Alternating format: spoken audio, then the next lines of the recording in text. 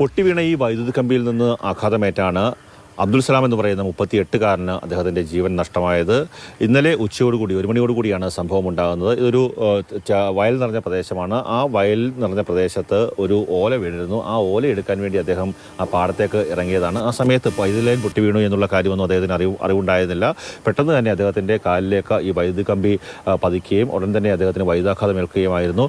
കുറേയേറെ നേരമായും വീട്ടിൽ നിന്നിറങ്ങിയ അബ്ദുൽ സലാമിനെ കാണാത്തതിനെ തുടർന്ന് ഭാര്യയും സഹോദരിയും അയൽവാസിയായിട്ടുള്ള ഒരു യുവാവും ചേർന്ന് പരിശോധന നടത്തിയത്. അപ്പോഴാണ് ഈ പാടത്തെ വെള്ളത്തിനുള്ളിൽ അദ്ദേഹം മുങ്ങിക്കിടക്കുന്ന ഒരു സാഹചര്യം കണ്ടത്.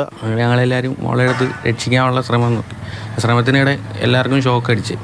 ഇപ്പം സലാമക്കട വൈഫിനും ഷോക്ക് അടിച്ചു, ഞങ്ങൾക്കും ഷോക്ക് അടിച്ചു. അതുപോലെ ഞങ്ങളെ രക്ഷിക്കാൻ വന്നതിൽ കുറച്ച് പേർക്ക് ഷോക്ക് അടിക്കുന്ന കൂട്ടത്തിൽ ഞങ്ങൾ പിന്നെ ഇറങ്ങി കമ്പി പിടിച്ച് മാറ്റിയപ്പോഴത്തേക്കും ഞാൻ പുള്ളി എടുത്തപ്പോഴത്തേക്ക് എനിക്ക് ഷോക്ക് അടിച്ചു. KCB ഉദ്യോഗസ്ഥരുടെ അനാസ്ഥയാണ് ഇത്തരത്തിലുള്ള ഒരു അപകടത്തിന് കാരണം എന്ന് തന്നെയാണ് പ്രദേശവാസികളായിട്ടുള്ള ആൾക്കാർ പറയുന്നത്. പല സമയങ്ങളിലും പൊട്ടി വീണ വൈദ്യുതി കമ്പികൾ കൂട്ടിയോജിപ്പിച്ചതിൻ്റെ ദൃശ്യങ്ങൾ ഈ കമ്പിയിൽ തന്നെ കാണാൻ സാധിക്കും. ഈ ഓല എടുക്കാൻ വേണ്ടിയാണ് അദ്ദേഹം ഇവിടേക്ക് പാടത്തേക്ക് ഇറങ്ങിയത്. അങ്ങനെയാണ് അദ്ദേഹം അപകടത്തിൽപ്പെടുകയും ചെയ്യുന്നത്.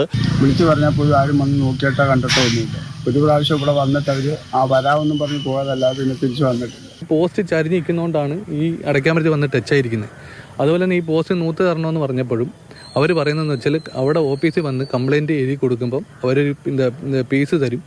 അവർ അങ്ങനെയാണ് നമ്മുടെയൊക്കെ പറയുന്നത്. യാതൊരു തരത്തിലും തങ്ങളുടെ ഭാഗത്ത് ഒരു പ്രശ്നവുമില്ല എന്നുള്ളതാണ് KCB ഉദ്യോഗസ്ഥർ പറയുന്നത്. കാര്യം രേഖാമൂലം ഒരു പരാതി ഇതുവരെ തങ്ങൾക്ക് ലഭിച്ചിട്ടില്ല. ഈ പ്രദേശത്ത് ഇങ്ങനൊരു വിഷയമുണ്ട് എന്നുള്ള രേഖാമൂലമുള്ള പരാതി ലഭിച്ചിട്ടില്ല എന്നുള്ളതാണ്. എന്തായാലും ഈ ഒരു അനാസ്ഥ മൂലം നഷ്ടമായത് ഒരു മനുഷ്യൻ്റെ ജീവനാണ്. 3 കുഞ്ഞുങ്ങളുണ്ട്. അദ്ദേഹം ഒരു ക്യാൻസർ പേഷ്യൻ്റ് ആയിരുന്നു. ആ രോഗത്തിൽ നിന്നൊക്കെ മുക്തി നേടി പുതിയൊരു ജീവിതം നയിക്കാൻ വേണ്ടി വിദേശത്തേക്കൊക്കെ തന്നെ പോകാൻ വേണ്ടി ഇരുന്നൊരു മനുഷ്യനാണ്. ആ മനുഷ്യൻ്റെ ജീവനാണ് നഷ്ടമായത്. അതുകൊണ്ട് തന്നെ ആ കുടുംബത്തിന് വേണ്ട സഹായങ്ങൾ ചെയ്യാനുള്ള ഒരു ബാധ്യത സർക്കാരിനുണ്ട്. അത് സർക്കാർ ചെയ്യും എന്നുള്ളൊരു പ്രതീക്ഷയാണ് പ്രദേശവാസികളായിട്ടുള്ള നാട്ടുകാരും അദ്ദേഹത്തിൻ്റെ ബന്ധുക്കളുമൊക്കെ തന്നെ മുന്നോട്ട് വെക്കുന്നത്. ക്യാമറമാൻ ഷാനാസ് പരീദിനൊപ്പം കണ്ണൻ നായർ, മാതൃഭൂമി ന്യൂസ്, കൊല്ലം.